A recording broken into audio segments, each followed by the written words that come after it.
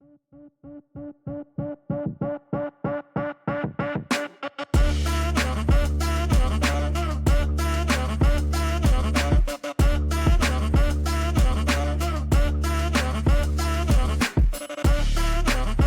right, welcome back to the Red and Blue Fight Pick Show. I am your host, Blue Bart, accompanied by my co-host, Red Ray, and we are going to be breaking down and giving our picks for UFC Abu Dhabi, Whittaker versus De Ridder.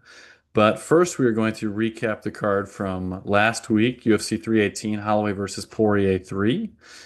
And we started in the women's flyweight division. We were on Carly Judice money line, and she did get it done for us as part of our 2-unit play. We then went to the middleweight division, and Red Ray was on Jackson McGhee. Red Ray, what happened here? Just a nice little half-unit shot, I believe, or I think it was only 4.4 units, but he was much worse than I thought, and glad that we didn't have to really indulge in him against Dumas, because I think he might have lost to Dumas. He looks terrible, so that was unfortunate, but good win for Bruno. We then moved to the heavyweight division. Ryan Spann looked good. We did point out round 1 was his best path to victory. I did predict the knockout, but he looked good, and Lucas Brzezinski is 100% going to get cut. We then went up to the light heavyweight division. We were on Jimmy Crute, a part of the Red Ray, under 2.5, and that was a part of Blue Bart's 3-unit play. He got it done pretty easily for us. He submitted Marcin Prachnio, and now Jimmy Crute does not have to retire. We then went to the welterweight division. We did not have a play on this, but Islam Dutolev did knock out Fouguet in the first round. That was his best path to victory. I was hoping to see the fight go a little bit longer because I thought it was going to get a little more interesting, but ultimately Dulatov got a nice knockout, and there is a German prospect on the roster. Move up to the middleweight division. Atib Gutierrez knocked out Robert Valentine very quickly. He looked very good in his performance. We did not have a play on that, but we did feel like Gutierrez's best path to victory was a round 1 knockout, and he got that done.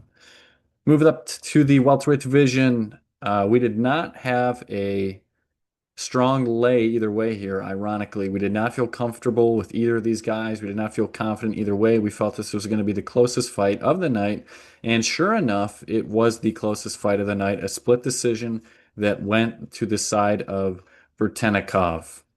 We moved up to the middleweight division, and we were on Brendan Allen, a part of our 3-unit play, a fight of the night, the fight of the night. We were very confused why it was the 7th fight on the card, because it was the best fight of the night, as predicted right here on the Blue and Red Fight Pick Show. And Brendan Allen put on a great performance, mixing up some grappling, and in rounds 2 and 3, winning the striking battle to win by unanimous decision. We then went to the bantamweight division as Red Ray had 1 unit on Vinny Oliveira. And Red Ray, what happened? Just a dominant decision there. He got a little rocked in round 1, but really went into a weird psycho mode I haven't seen in much, where he just put his hands down by his waist and just walked forward against Kyler Phillips for the next 10 minutes, and Kyler Phillips still hasn't fixed his gas tank and was gassed immediately starting the second round. So almost got him almost finished him about 2 or 3 times, but unfortunately we still got the win by decision. An excellent prediction by Red Ray, as he precisely explained what would happen. Phillips in the first round, and then Oliveira came alive in rounds 2 and 3. Now, some of you may have noticed this paper bag on my head, and we're going to get into why there is a paper bag on my head as we move to the main card. And we started in the lightweight division as Red Ray and I had a 2-unit play with Carly Judice alongside Daniel Zellhuber. When we picked Daniel Zellhuber, he was minus 575, and he ballooned up to minus 900 by the time the fight started. And what happened was he got knocked down in the first round and lost that. Actually, no, I think he just got outstruck in the first round, got knocked down in the second round, and then did win the third round. He lost to a 39-year-old Michael Johnson as a 26-year-old highly touted kickboxing prospect. I thought he was going to be able to outpoint Michael Johnson, which he may very well could have had he not gotten knocked down in the second round. But that is what happened, and that is why we lost the two-unit play, Michael Johnson, with a nice performance over Daniel Zellhuber. We moved up the card to the featherweight division. We were not on a play in this fight, but we both liked Dan Ige. Unfortunately, a similar thing here where Dan Ige had a very close round. In round one, he then got knocked down and very hurt in the second round and then came alive in the third round, but it was too little, too late as Patricio Pitbull got the win. We then went to the welterweight decision, and this is why the paper bag is really on my head as I overexposed the Blue and Red Fight Pick show on Kevin Holland. Now, were we very confident? Yes. Did Kevin Holland close at minus 650? Yes. Did we get him at minus 450? Yes. We had him a part of the three-unit play alongside Brendan Allen, and I also had him alongside in my three-unit play, and he was the only losing leg in both plays. Now, Zellhuber closing at minus 900 and Holland closing at minus 600, minus 650. These were tough beats. Both pretty close fights, and if they happen again this weekend, I'd pick them the same way. I think Kevin Holland is taking too many fights. I think he was a little in over his head with the amount of volume he is putting out there in a short duration. Um, I think that was a little bit of an eye opener. I need that he needs to stop fighting every 6 weeks, every 2 months, and needs to start fighting at a normal pace, like maybe once every 3 months. Because I do think if he had more time to prepare for this fight, he wins it pretty easily. But Rodriguez looked good. He dropped him a couple times, was able to outwork him on the ground and get better control positions. Was never in a bad spot to really get submitted. Holland came alive in the third round, as did Dan Ige and Zellhuber, but once again, it was too little, too late. We then went to the middleweight division as we did not give out a play, but Blue Bart was on Paulo Costa, and he had a nice performance. Got a little tired towards the end, but did a lot in rounds one and two to make those decisively his rounds. One judge did give the third round to Kopylov. Costa did have a nice knockdown in the second round, almost finished him. But then we went to the main event.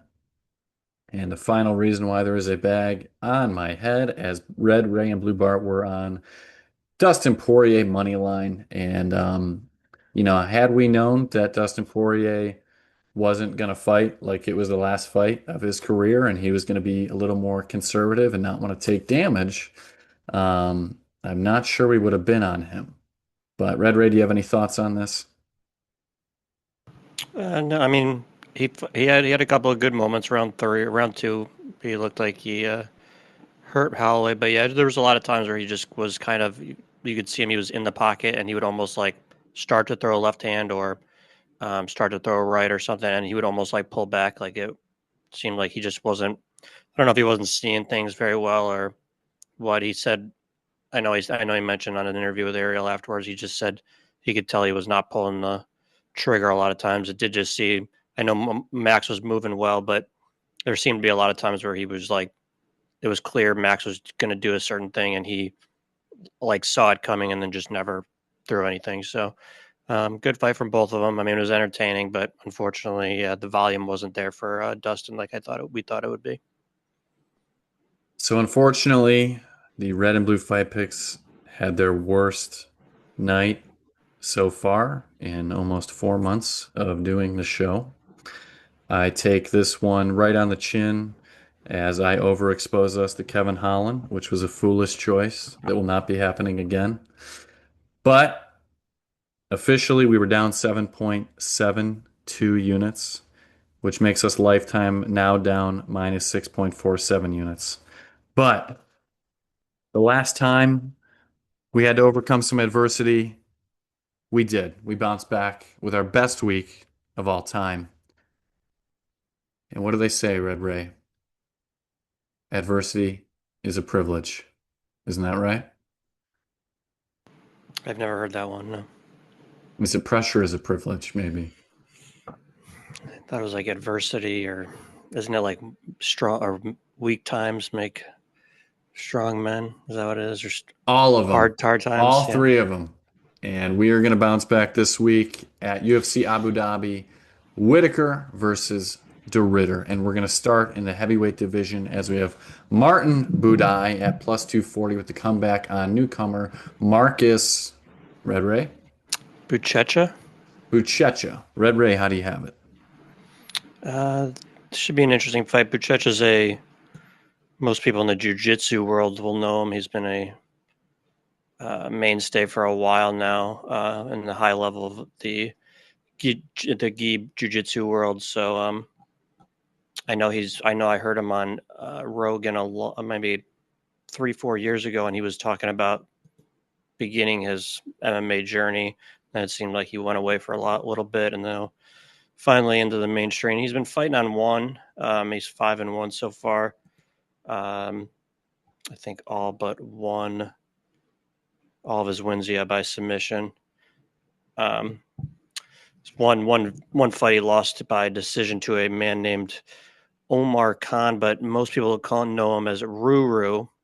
And I don't know if you know what Ruru means in his native country, Bart, but Is that like a mini kangaroo? it is not, unfortunately. He is from the Senegal. Ruru actually stands for tow truck, and he is the tow truck in his native country or native city, wherever he grew up. If a car broke down, he would literally drag it himself to wherever it needed to go. And I don't know if he was also a mechanic, but yeah, so he was a large human being, and he just got done beating up. In his last fight, he won the heavyweight title at one against the guy who beat Renier de Ritter. We'll talk about that later twice. And Anatoly Malinkin, who's a very roided up Russian man. So, yeah, so losing to him by decision by Buchecha, not the worst thing in the world, especially, I mean, didn't get finished by this man. So he's not really a jiu-jitsu nerd either. He's got some nice doubles. His last fight against Amir Akabari, the guy who was 14-3 before the fight. Nice blast double against him, got him down, and was able to finish him on the ground there shortly after. Going against Buday, we've seen Buday a long time now. The opposite physique of both Ruru and the guy he just fought, the Amir guy. I mean, the guy has 1% muscle on his body. Somehow is 15-2 in his pro career. He's not really good at anything. We just saw him in his last fight take on a light heavyweight on short notice and struggle to win that fight. It won by decision, but there's multiple times where he was almost finished. Fight before that, he went to split decision against Andrei Arlovsky. He's not good at anything. He likes to just push you up against the cage. He's supposedly a jiu-jitsu guy, but there's going to be, if Buchecha gets him to the ground, it's going to be looking like he's going to look like a white belt against there. I know Buday's never been taken down, but he also hasn't faced anybody who can grapple. So I think Buchecha gets him down, even if the fight goes like how Buday wants it, where it's up against the cage. That's what Buchecha wants. Also, he wants to be in the clinch. And so I don't think there's going to be really much of a path for Buday unless he stays at range and is able to just pepper him with point shots. He's not going to finish him or anything like that. So I think Buchecha gets him down in round 1 or 2, submits him pretty easily. So that's my play here. Yeah, I'm not going to add too much because I feel the same way about everything. Buchecha, a 13-time Jiu-Jitsu champion. Buday background is mostly submission game, but he hasn't really utilized it too much in the UFC, and I'm not sure that his credentials are going to stack up very well against Buchecha. I was very unimpressed with Buday in his last fight. He had that short notice replacement opponent who was way smaller than him, and he was unable to take him down and submit him. He nearly lost a decision, but his opponent got pretty tired taking the fight on just a day or two's notice. A competitive decision against Andrei Arlovsky is not good. I'm quite sure Buchecha is going to be able to take him down and submit him very quickly. I like Buchecha by submission at -105. We move up to the featherweight decision as we have Muhammad Yahya against Stephen Nguyen. Um, Start on the Yahya side here. This guy is really, really bad. They just save him for any time they go to Abu Dhabi or somewhere like that because he is from the United Arab, uh, the UAE, and they just bring him out there as like a lamb for slaughter, basically, and the crowd gets excited because they're like, "Oh, this guy's the same nationality as us. This is great." And then he's just a punching bag. He doesn't do anything well. Uh, he's got a giant head. And while I'm not super confident in Stephen Nguyen, you don't have to be outstanding to beat someone who is a lamb for slaughter or a punching bag. He does have 4 fights so far between Dana White's Contender Series and the UFC. He's 2-2. He did have a knockout win. He does throw a lot of volume. Uh, he did get beat up pretty bad in his last fight. He lost 30-27 across all three judges' scorecards. But that was to someone that actually knows how to fight, not a human punching bag. So I'm going to be on the side of Stephen Nguyen here. I'm going to take him by KO at +200. Red Ray, how do you have it? Yeah, pretty much the same here. If I could list all the things that Yahya is good at, You're done. okay, and that was it. I was over. Yep, he's not good at anything. Can't strike. He was getting taken down by Trevor Peek repeatedly. Trevor Peek can't wrestle. Um, he somehow was the UAE. I don't know what fighting league he was in over there, but he was the champion somehow. I don't know. His nickname is the UAE Warrior, which is a wild nickname, but it is the UAE Warriors. That's what he was in. Okay. Yeah, he was the champion in there. I mean, like he did beat a guy that was 5-3, I guess. So not really anything impressive, but yeah, got absolutely destroyed by Caio Fernandez. Like you said, Stephen Wynn's not great, but he's a pretty decent boxer. Um, and like you said, he was pretty competitive with Jarno Aarons. I mean, he definitely lost the fight, but he actually was. He wasn't. He showed that he was pretty tough. Jarno was hitting him some good shots, and Jarno's a pretty good kickboxer. So, yeah, I think Wynn probably just keeps this thing standing, beats him upstanding, and I think a KO probably around 1 or 2 here. It's hard to put -330 on Stephen Wynn, but against this guy, makes sense. So All right, let's move up to the light heavyweight division as we have one of Red Ray's favorite fighters, Ibu Aslan at -280 with the comeback on Billy Elekana at +230. Red Ray, how do you have it? uh, yeah, Ebo not one of my favorite fighters for the record, Oh, unfortunately. Um, we got Billy here.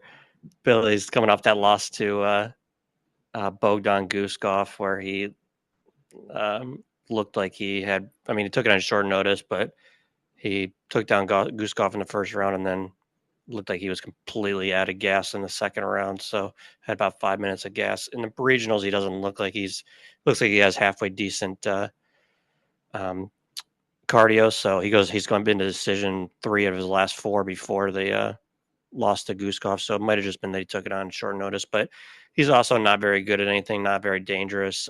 He's very low volume on the feet. He's an okay wrestler. Yeah, but only 1 submission in his career. Most of his wins are by decision. He's got 3 KOs, but most of them are earlier in his career. So lately, all he's been doing is going to decision. And then you got Ebo on the other hand. We saw him just get taken down and subbed very, very easily by Ion Kudalaba, which I don't even think we knew Ion Kudalaba had submissions before that fight. So that was concerning how easily that happened. It was the first round. Before that, he had 2 KOs in his first 2 fights, but they were against Anton Turkali, who never won a fight, I believe, in the UFC, and Rafael Cerqueira, who also has no wins in the UFC. He's hopefully cut. He's one of the worst fighters I've ever seen.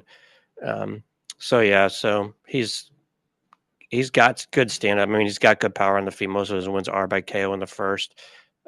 What I do like and what has solidified me on the Ebo side is that he did this whole training camp in Dagestan. So obviously he recognized his weakness of the ground game and went over, and probably the best place you're going to learn uh, what grappling is going over to Dagestan. So he was in 8 weeks. He was over there. So hopefully he will be able to stuff Billy Elekana's shots here. Should be able to do TKO him on the feet. I know it took him till round 3 to TKO Turkali, so maybe round 2 or 3 here. But Elekana was his stand up just is pretty much non-existent. So I think Ebo probably just walks through him after he stuffs a couple of shots early. Yeah, Elekana looked pretty good in the first round against Guskov, like you pointed out, but then he just death gassed. He's a pretty skinny light heavyweight. Aslan's a pretty big light heavyweight, so I'm not sure there's going to be a path there to be able to try to take him down and submit him.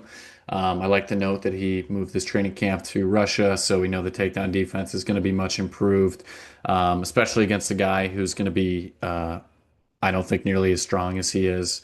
Um, Aslan, not the greatest cardio by any means, but serviceable enough in this kind of a matchup.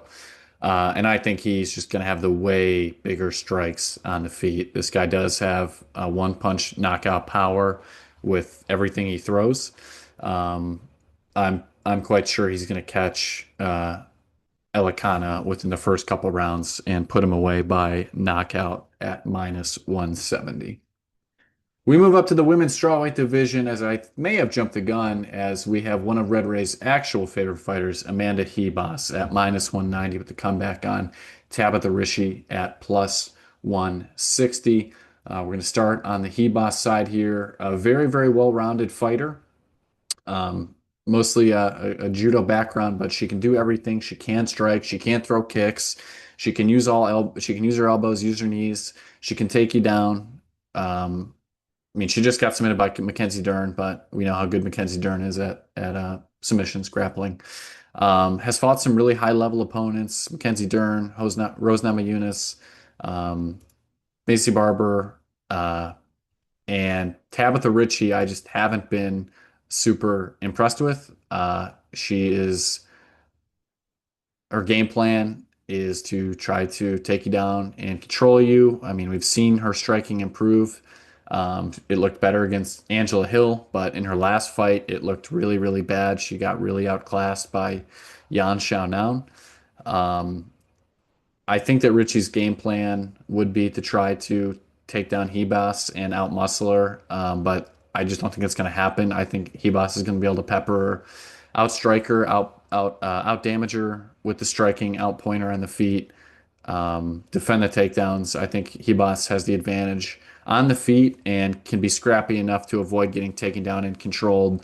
And if it may happen once, it may happen twice, but I don't think it's going to happen at a rate of Habib Nurmagomedov taking somebody down and controlling them all fight. So I like Hebas because of her damage, her scrappiness, and I think she'll make it a little bit ugly and win what should be a relatively competitive fight. But I do see this going to Hebas 29-28 by decision. Red Ray, how do you have it? Yeah, we do love Amanda Ribas here. I didn't love her game plan last fight against Stern. Felt like should have been avoiding the grappling and was actually going into it. So that's my issue. Sometimes she doesn't have the greatest game plans, but I don't. This is one of those fights where should have no issue on either side. A lot of times I feel like she doesn't have the greatest chin, especially in for female fighting, so she can get chinned by hard hitting females. Ricci is not one of those females. She does not hit hard at all.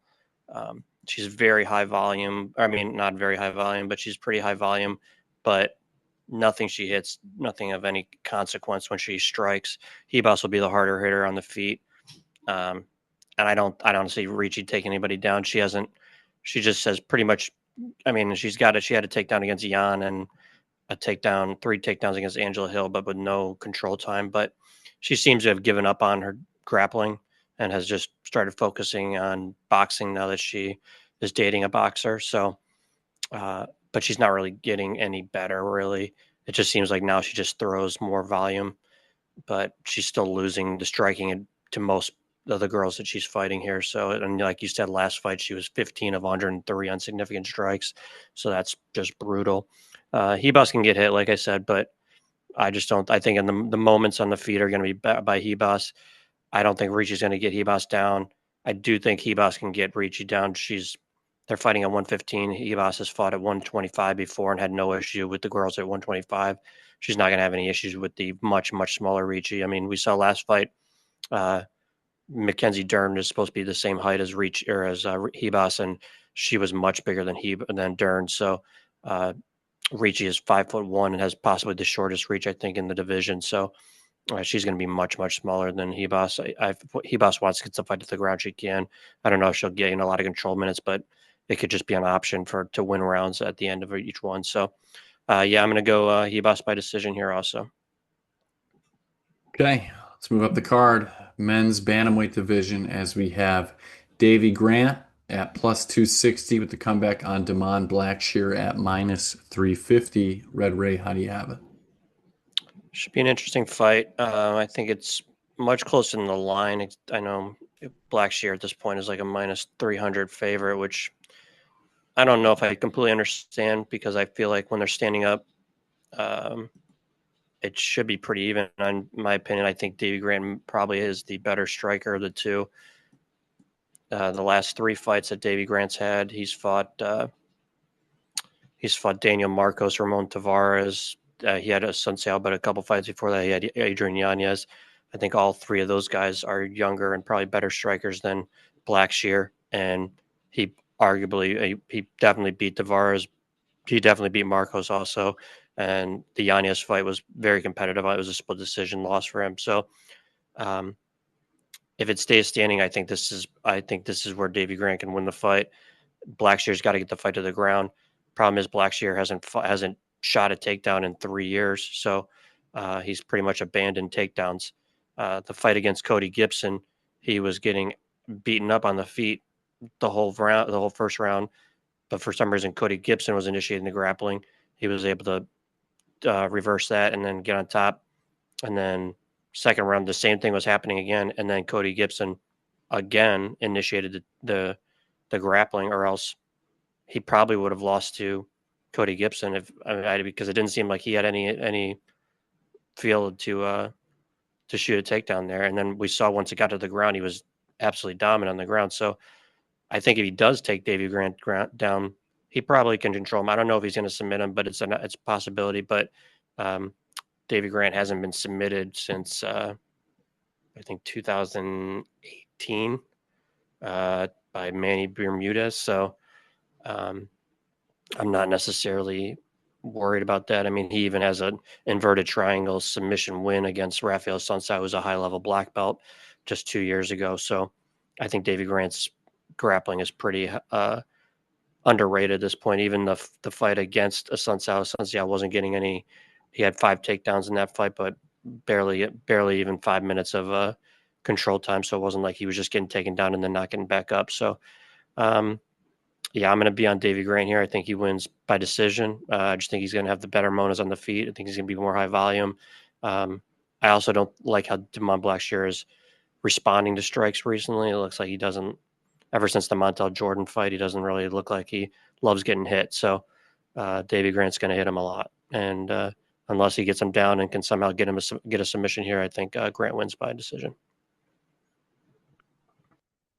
I agree with a lot of pretty much everything you said. I think Davy Grant is underrated. I do think his submission game is only underrated because of how improved his striking has gotten throughout his UFC career. Um, my concern is that he has been out for 7 months, is 39 years old, and is fighting a guy who I do think is very good in the prime of his career. We've seen Blackshear striking improve as well. I mean, I think it is a good note that he doesn't offensively grapple a lot, but I do think he does have the advantage on the ground if it does hit the mat. We have seen Grampy submitted 4 times, 3 of those coming in the UFC. Has been a while, but he hasn't really fought a lot of guys who are attacking submissions. He's fighting a lot of strikers. Um, I'm going to lean Blackshear by decision at plus 175, but I do think this is a close fight, and I don't hate the Davy Grant side. Move up to the welterweight division as we have Muslim Salikhov at plus 350 with the comeback on Carlos Leal at minus 500. Starting on the Leal side, looked really, really good in his last fight against Alex Morono. This fight was relatively close. I'm sorry, was not relatively close on paper, and there was a reason for that as he put on a hell of a performance in 1 round against Moreno. Landed 81 strikes and eventually just put Moreno away. This guy is very legit. He is 31 years old. Did have a tough loss to Rachmanov, but again, Rachmanov is a guy who's trying to relentlessly take you down and control you. And also in that fight, it was a straight robbery, one of the worst robberies in recent memory. I am a guy who's always saying robberies are baloney. People are always crying robbery over close fights. That one was a robbery. He should definitely be 2-0. I think he's very, very good. On the other side, Salikhov, maybe if this was 10 years ago when he was 31, I would give him more of a chance. He is on a little win streak here in the UFC with the split decision win over Ponzinibbio, and he did knock out Song Kenan, but Song Kenan has been knocked out many times. He's been knocked out 5 times in his career. Uh, Salikhov been out since November. I don't love that at 41 years old. Um, it's been a nice career. He's been a nice little journeyman here within the UFC. I think this could be his last fight. I think he's going to get put away pretty bad. And it'll be time to hang him up, maybe head over to karate kickboxing. Could be a nice opportunity for him there. But I'm going to go with Leal by KO. I could not find the official line for it. The last I had seen it was minus 110, but I don't see it open now. I think it's closer to minus 150, but Carlos Leal by knockout is the play. Red Ray, how do you have it? Yeah, we're pretty much on point here. You said Salikhov 10 years ago, he was 31. I mean, the guy's at least 60 years old. He just a year ago, his Tapology picture was in black and white. So, I mean, I don't know. And he looked like he was like 25 in that picture. So I think he's just, I mean, he could have been literally, I mean, I think he might just be like taking drugs. He might be a vampire, might not be aging. I'm not really sure. But yeah, he's finally showing his age a little bit here. I know he's won his last 2, but not against good opponents. Anybody that's pressuring him at all and not letting him just fight at distance is finishing him or beating him. He lost to Dalby, pressured. Randy Brown was not even pressuring him. He just drilled him with a straight right. He got knocked out. Li Jing was that's all he did was pressure him. Ended up TKOing him. So Carlos Leal, that's literally what he does from the minute the fight starts, is he just pressures. So, and looks like he's also on all the Mexican supplements, and so he looks good. And so yeah, I just think first, second round TKO here. Leal, pretty much however he wants. He might take him down and just TKO him. Who knows? So any way Okay. he wants to do it. All right, let's move up the card. It's going to start to get exciting as there's going to be some blue versus red contention in the air. And we start in the bantamweight division as Bryce Mitchell is dropping down at bantamweight. Uh, and he is minus 140 with the comeback on Saeed Nurmagomedov at plus 120. Red Ray, how do you have it? So last fight, Bryce was facing Gene Silva. I was on Gene Silva. I told everyone it was going to happen. It happened exactly how I said it was Same. going to happen. And Bart was over here telling me that Bryce Mitchell was going to put on some kind of wrestling clinic, and that didn't occur. And the same thing is going to happen here. He's not. I think he thinks going down to 135 suddenly he's going to become good at fighting. He's not good at fighting.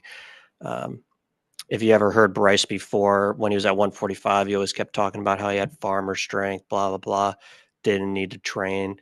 So obviously now he's starting to question himself mentally because he realizes that he can't even take guys down at 145, but he's not smart enough to realize that it's because he's not a very good wrestler and he trains with nobodies down in Alabama or whatever he's from. His best training partner is AJ Cunningham, who might be the worst UFC fighter. I think he's been cut by now, but um, so yeah, when you're wrestling AJ Cunningham, you feel like you're a good fighter. But when you wrestle actual UFC fighters, um, and you realize you can't take him down, and then you have no striking to back up um, the non wrestling, so it's going to happen again. Saeed is not he's not a regular OV, as he said. He's not really a wrestling OV. He's a striking OV. Um, so he's going to be the much better striker here. Last fight we saw him against Oliveira was piecing Oliveira up in the first round, or rocked him twice, and we just saw Oliveira.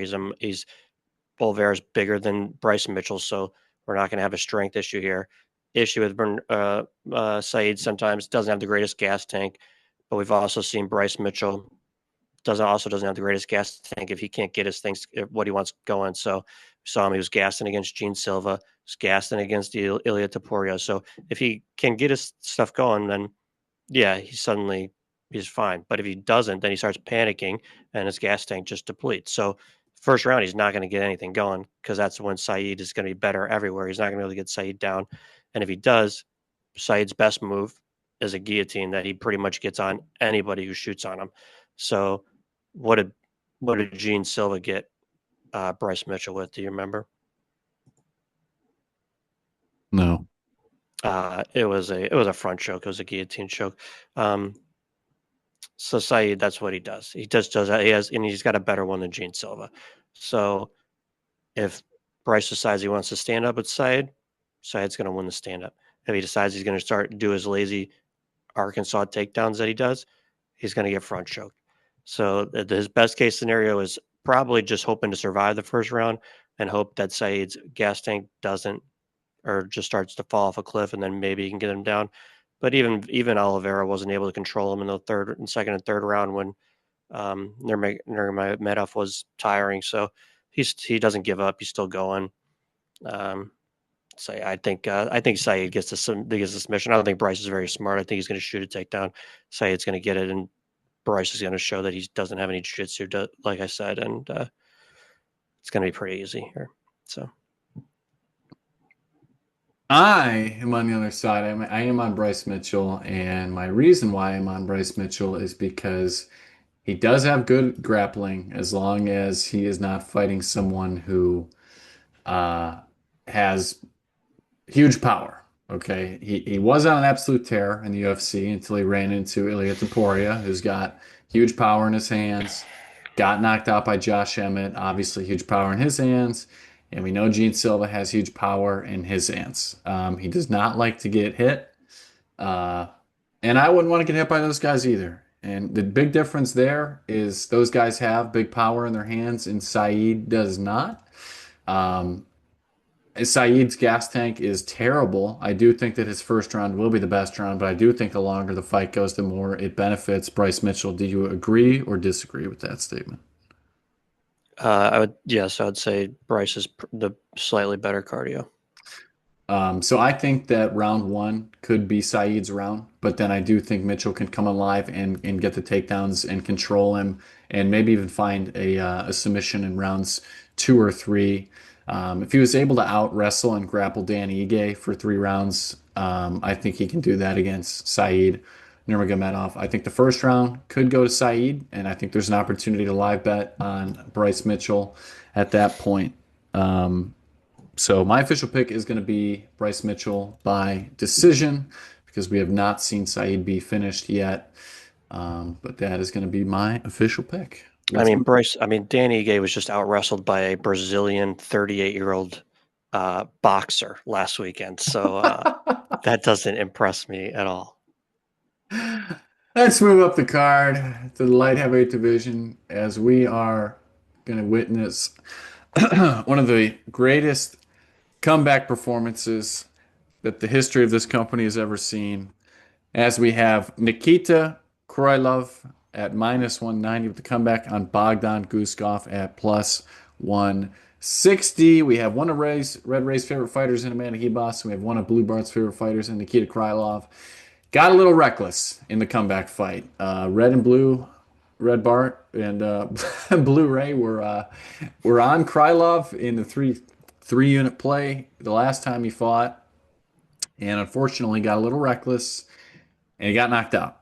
Um, Now, I think that there's going to be a little more disciplined approach against Guskov, but we did just see Guskov get taken down and struggle in the first round against a much lower level fighter in Billy um Elekana, who we talked about earlier in the night.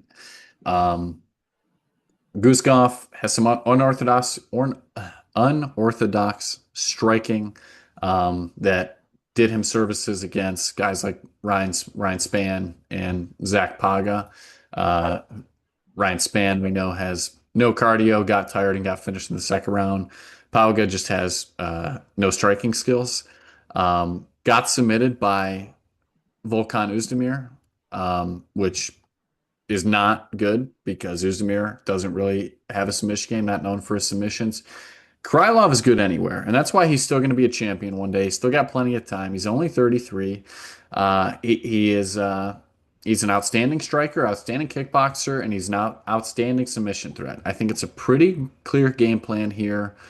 We'll start striking a little bit, catch him with a couple shots.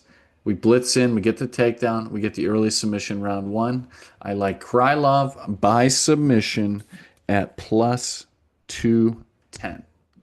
Red Ray, how do you have it? So as most of you know, I talked last time about how I was unaware of how the new cloned Nikita Krylov would fight, and it didn't go very well in his first fight. I have found more incriminating evidence since. Bart, can you tell me, let's just do some trivia here. Where was Krylov born? What country? Do you remember? I don't think it's Russia. Nope, it certainly isn't. I don't know. But I don't what's the remember. one they're in a war with right now?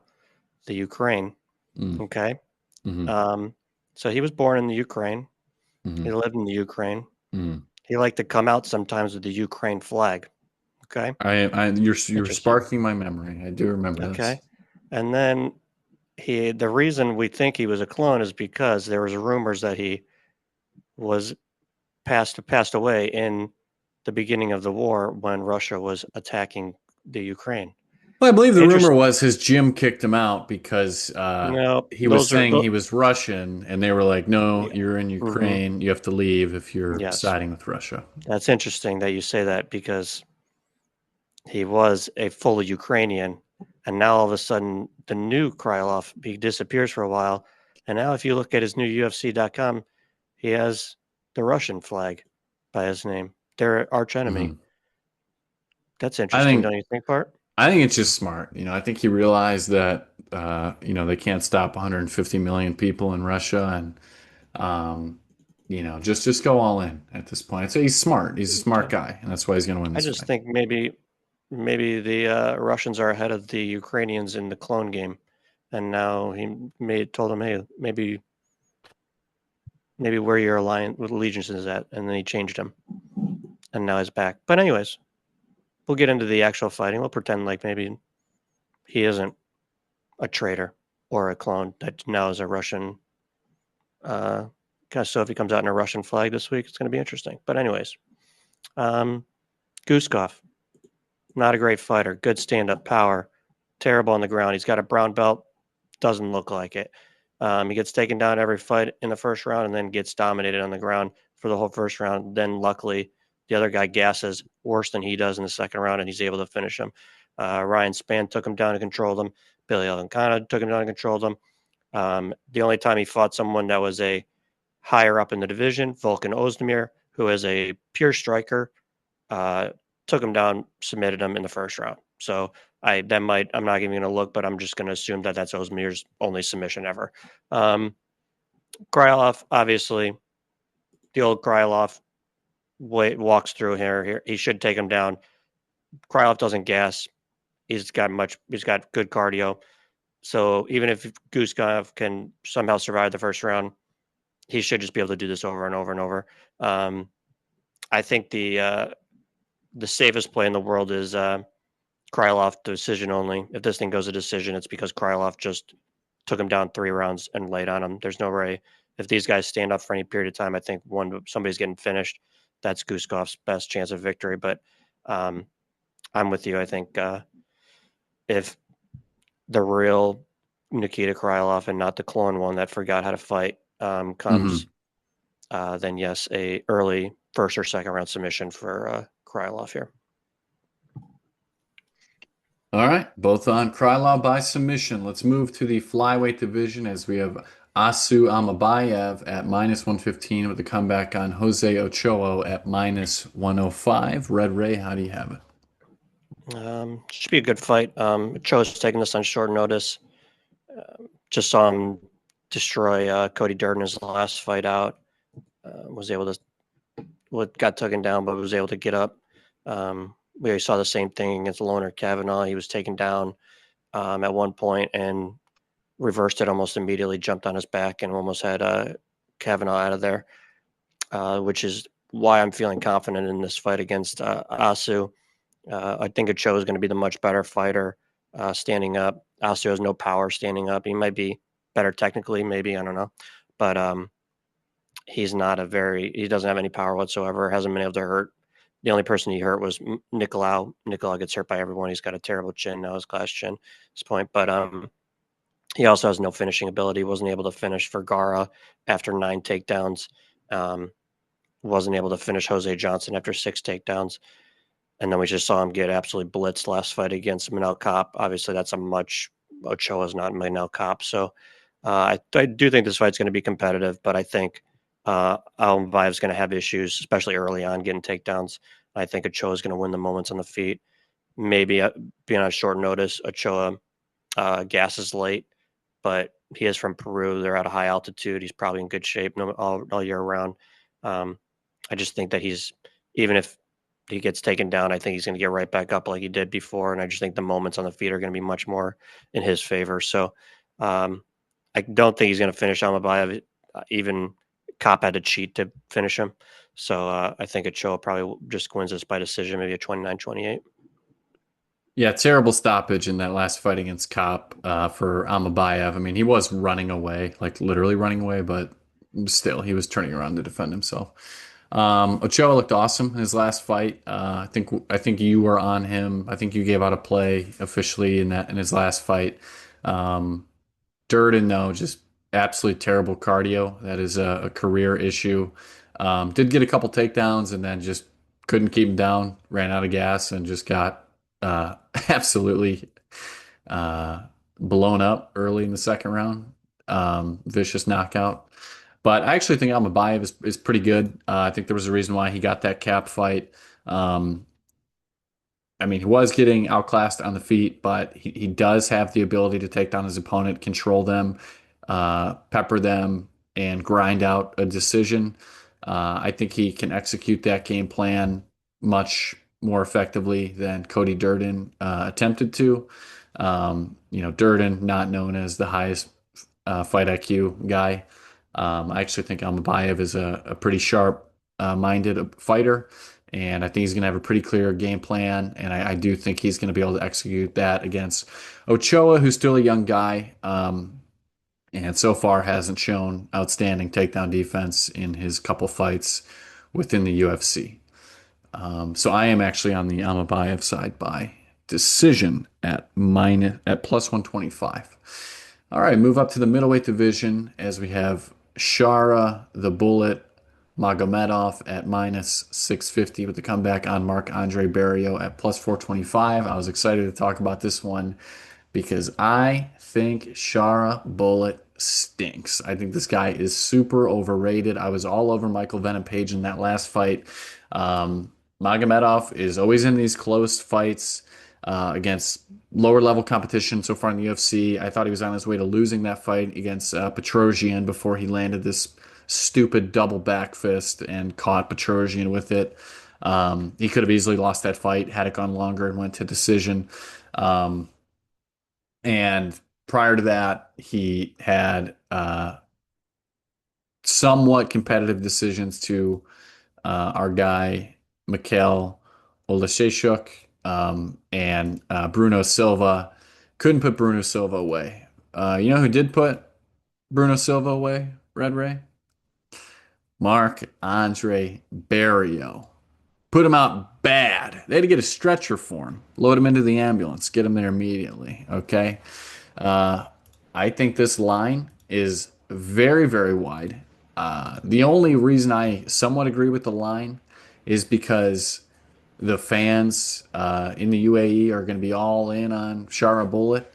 But I think Marc-Andre Barriault is very, very live in this fight. I do think he is the more well-rounded mixed martial artist. Not that we ever see him offensively grapple. We haven't really seen Magomedov be tested too much with the defensive grappling. I'm hoping Marc-Andre Barriault has that as some sort of a game plan. But the over 1.5, the over under in this fight is 1.5 with the over at -175. That's a number I really like because again, we don't see Charles Bullet really knock anybody out. He is a pretty durable guy. He is a massive middleweight. Um, and he's got that giant stupid haircut and the giant ugly beard, giving him a lot of protection from getting knocked out. But I'm going to sprinkle on Marc-Andre Barriault here. I think he is very underrated in this matchup. I think this line is way too wide, and in a similar approach to Red Ray with Jackson McGhee last week, although it did not work. I think this fight is a lot closer than it should be, and I'm going to lean Marc-Andre Barriault by decision at plus 850. Red Ray, how do you have it? I don't hate the play, honestly. I mean, Shara, like you said, is not great. If I thought Marc Andre had any kind of like takedowns in him at all, it would be I'd probably feel real confident about it. But I think he has 2 takedowns in his UFC career, um, so it's mostly going to be a stand-up fight. I think Shara is good from the outside. I mean, he doesn't have any hands, doesn't really punch at all. Everything he does is kicks, and like you said, against Arman, he was probably losing that fight before he got that spinning back kick or spinning uh, back fist. Uh, he was getting taken down by Olejchuk, who's never gets taken down, but or can't take anybody down. He's got a terrible ground game, but yeah, and then the Trockley, who's one of the worst fighters in the world, took him to round 3 to finish it. So it just, yeah, it's going to be tough because I just don't see how Mark is going to. I don't think he's going to outvolume him on the feet. I think Char's probably just a better kickboxer. And in the clinch, Marc Andre is good in the clinch, but I think Char is probably better than him there. So I just wish Marc Andre wrestled, me feel better about having that. So I don't think he's going to get finished either, even though Marc Andre has been finished 2 of his last 3 fights. In the last fight, we were facing Bruno Silva, who just has given up on life. But so we don't really know if his chin's still there anymore. But I don't know if Char's going to hit him with anything to put him out or even test the chin. So I think he's just going to point fight him on the outside and win this one by decision. All right, let's move up to the men's bantamweight division as we have Petorian at -400 with a comeback on Marcus McGhee at plus 300. Red Ray, how do you have it? Don't understand the matchmaking here. I think they may be pushing McGhee mainly because he's so old. He's actually the much older guy in this fight. He's 3 years older than Peter Yan, which is interesting because he just started fighting. He's only 10-1. Coming off the fight against Jonathan Martinez, who I think that was kind of a eye opener on McGhee, that moving up in competition and just, I mean, he won the first 2 rounds pretty easily, but then Jonathan Martinez's main weapon is the calf kick, and he wasn't really throwing it until the second round. And when he did, he hurt McGhee almost immediately. And then McGhee in the third round couldn't barely put any pressure on his legs and was running away. So it seemed like he had no answer to what is Jonathan Martinez's only offensive weapon. So that's concerning that he wasn't able to make any kind of changes there. It's not really a grappler of any sort, basically just a kickboxer, good movement on the feet. But Yeah, he's going to be facing just. I feel like there's just such a huge step up in competition here. Peter Yan's coming off that absolute dominating victory over Davis and Figueiredo, which now doesn't look that great after he just got steamrolled by Corey Sandhagen. But fight before that, he did beat Song Yudong, who's a good striker also. And then his fights before that were obviously all semi-title fights. He was Merab, Sean O'Malley, and Aljamain. So before that, even he beat Peter Yan over. I mean, he beat Corey Sandhagen over 5 rounds. So, and we know Corey's going to probably get the next title shot there. So, I just think that McGhee's not really going to have anything for Yan here that's going to be surprising or different than what he sees usually. Jan's going to just be, like you said, Jan's kind of slow starter, so maybe McGhee wins round 1. So I like the +3.5 on McGhee, but I think Jan pretty much wins round 2 and 3 most times. So I think ideally you'd want to get in Jan live after round 1. I think his number will go down significantly. But yeah, I think Jan by decision here. I don't think there's much finishing equity on either of these guys. Jan hasn't finished a fight since what 2020, and he hasn't. I don't think he's been finished in the UFC. No, not at all. So while McGee's finishing guys, it's very low level opponents. I don't think he's doing anything that's going to show you that he's going to finish Peter Yan. Yeah, Jan has gone over 1.5 every fight since 2018, when he finished a guy who was 12 and 12. Um, unless you mentioned that Jan hasn't finished anyone since 2020. Are we not counting the knockout against Aljamain Sterling? Uh, well, no, because he actually got DQ'd there. Oh, okay. Sorry about that. That's okay. Yeah, I agree. McGhee is a huge step up in competition, going from Jonathan Martinez to Petorian, and a bit of a step down for Petorian, going from Figgy and Song Yadong. You pointed out round 1 could be competitive. We know Yadong won round 1 against Petorian, and then he came on stronger as the fight went on. Um, yeah, I think that I actually think -400 is a pretty good line. I like Jan quite a bit. I am a fan of the guys at MMA Lab. I think that's a really good gym.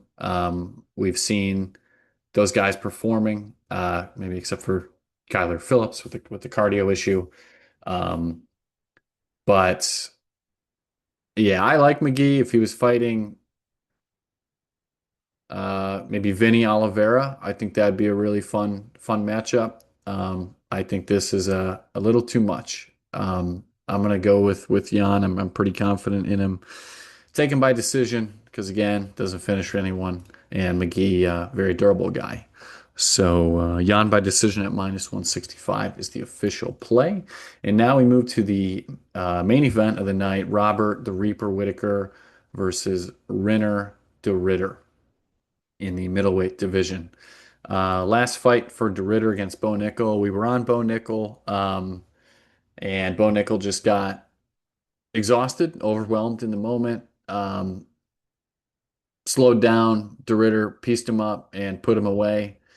Prior to that, he was able to submit Kevin Holland pretty easily. He was way bigger than him, got him down pretty easily and submitted him, and struggled a little bit to get the submission against Mearshart, but was able to get the submission on him.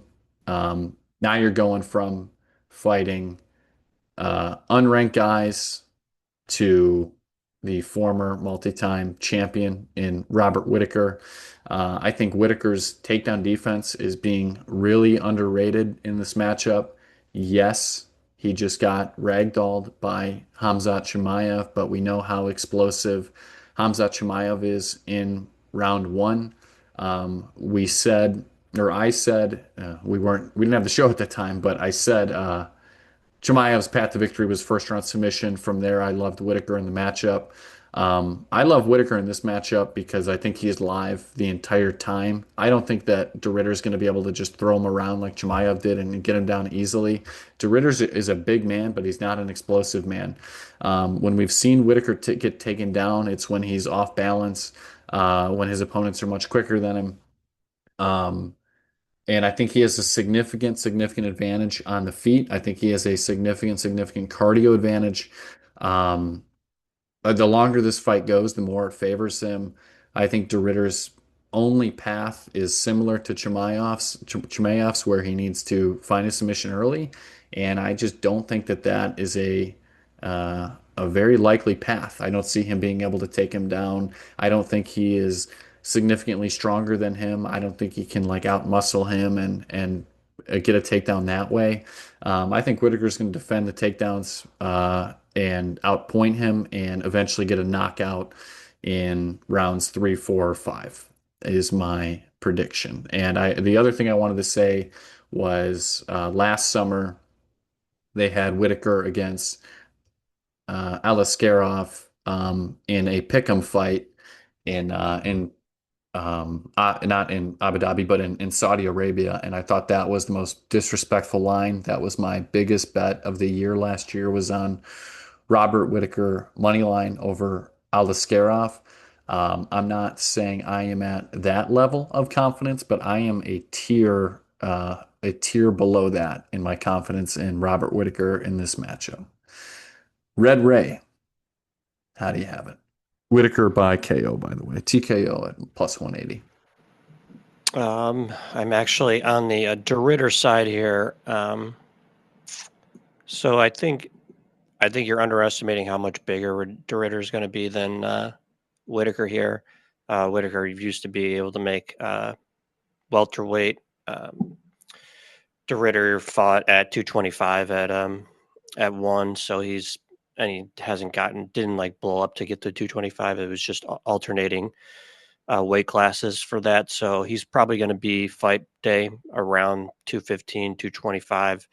I don't think Whittaker gets much bigger than it. Definitely probably doesn't touch the 200. So it's going to have about a 10, 15 pound advantage at the least on fight night.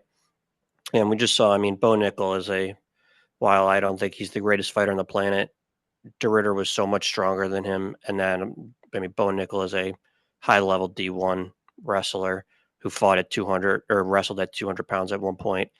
And DeRitter made him look like he had never grappled before in his life.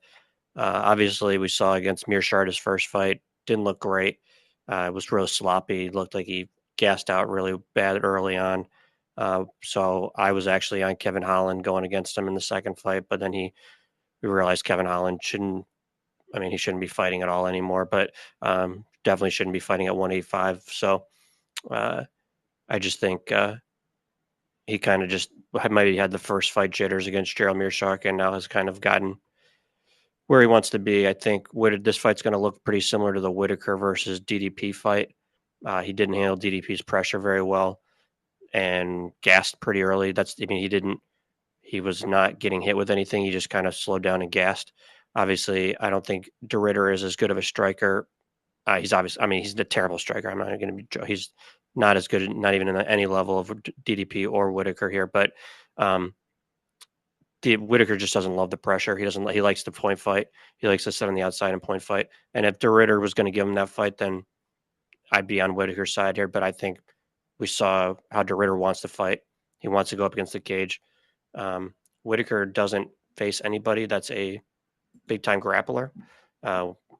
Anytime he does, I mean, who would he had fought besides? I mean, DDP took him down twice with ease.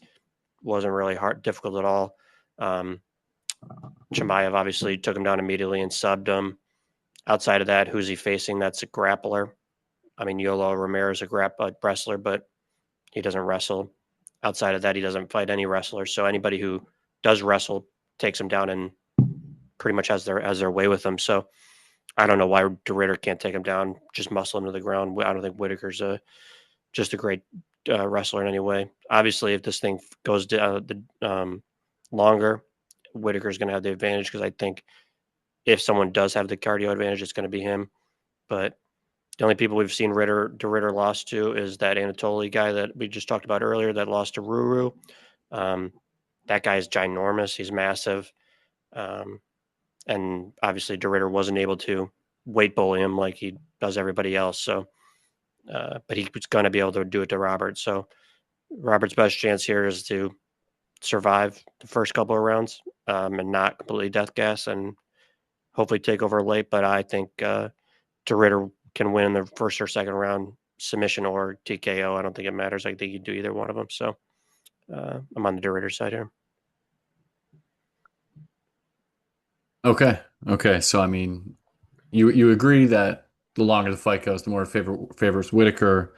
If he doesn't finish him in the first two rounds, you think it's Whittaker from there on out.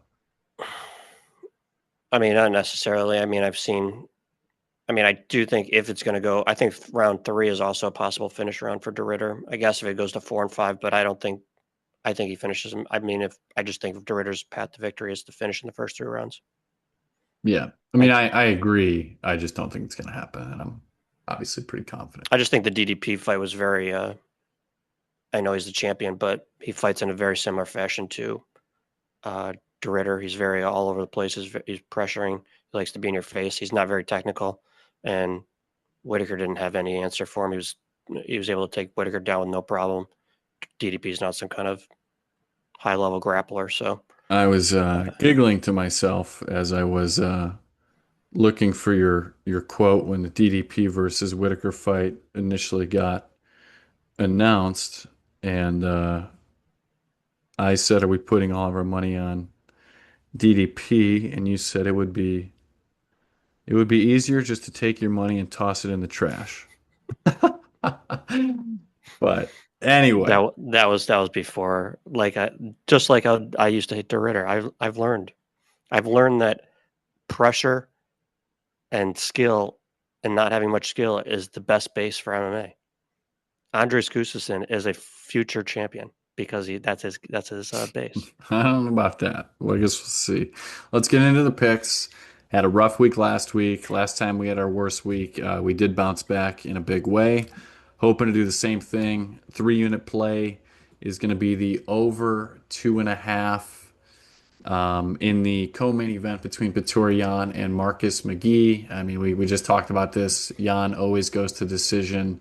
Um, McGhee has gone to decision in his last fight once he fought someone that wasn't a trash can. Um, Very confident that fight goes over 2.5. We paired that with Carlos Leal money line. Although we do both like him by knockout, just to be safe. He's going to be the pressure fighter, do more damage. If for whatever reason he can't knock him out, he should. He landed 81 strikes in the first round in his last fight, so he's going to be doing more volume, more damage. We're not going to risk the knockout, but that comes to -172. The 2-unit play, we're going to do the Amanda Ribas and Tabitha Ricci over 2.5 as well. Ricci has gone to decision in 1, 2, 8 straight fights. Ribas did get finished in the third round of her last fight, but Red Ray pointed out that she was offensively grappling against one of the best submission fight women in the UFC. Prior to that, she did go over the 2.5 in back-to-back fights. We are doing that alongside Petr Yan money line. We just kind of talked about this as well. Biggest fight of McGhee's career at 35 years old.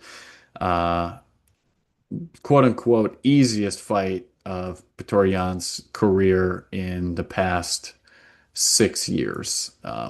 We are very high on Petr Yan in that matchup.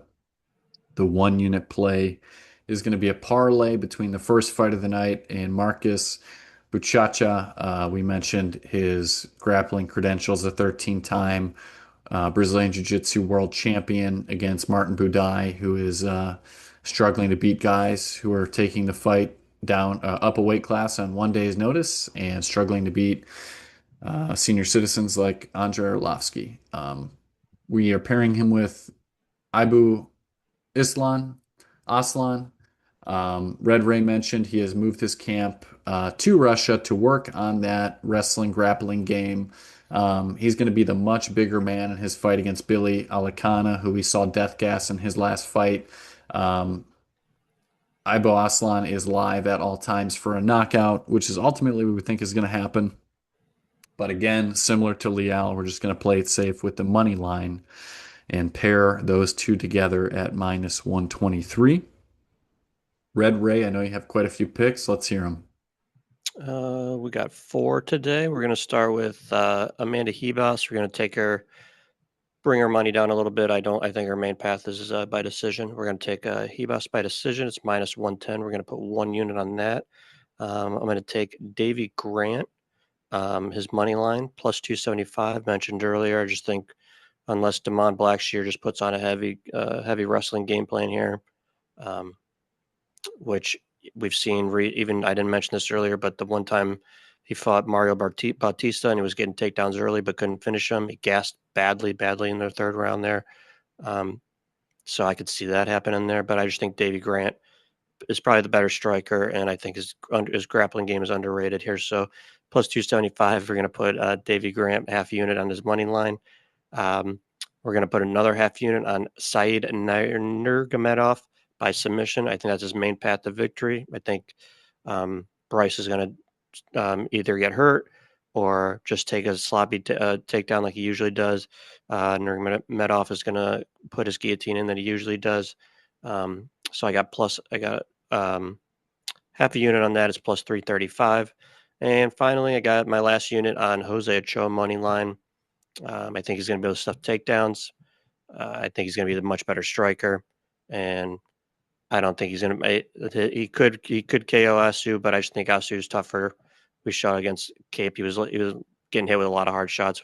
Was able to tough through those until the third round. Until finally, Cape kicked him in the nuts, and I poked him to finally finish the fight. So I don't think Jose is going to eye poke him and kick him in the nuts. He's probably just going to hit him with some legal strikes. So I think he's just going to win the decision there. So we're just going to play it safe. Go Ochoa money line here, and it's plus 105. Okay. Now, some of you may see this bag back on my head as last week. I did lose all 3 units on one play, but guess what? We're not going to need this anymore.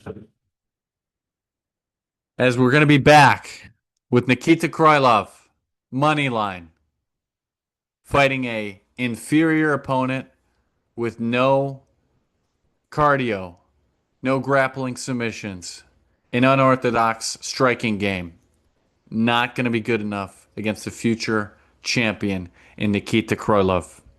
We're going to pair him with the former multi-time world champion in Robert the Reaper Whittaker, who is going to be able to defend the early takedown attempts of De Ridder, who's going to look like a slow giant loser as Whittaker peppers him with shots, wears him out, and finds a finish by TKO in rounds 3, 4, or 5. Money lines together, 3 units, plus 145. Those are the official picks. Don't forget this card starts early on Saturday at noon as it is in Abu Dhabi. And we will be back next week for the biggest card of the year at UFC Apex, Las Vegas, Nevada. Fight night, Amir Albazi versus Katsu Tiara. Until then, good luck. Follow us on x.com/RMB Fight Picks, and we'll see you next week.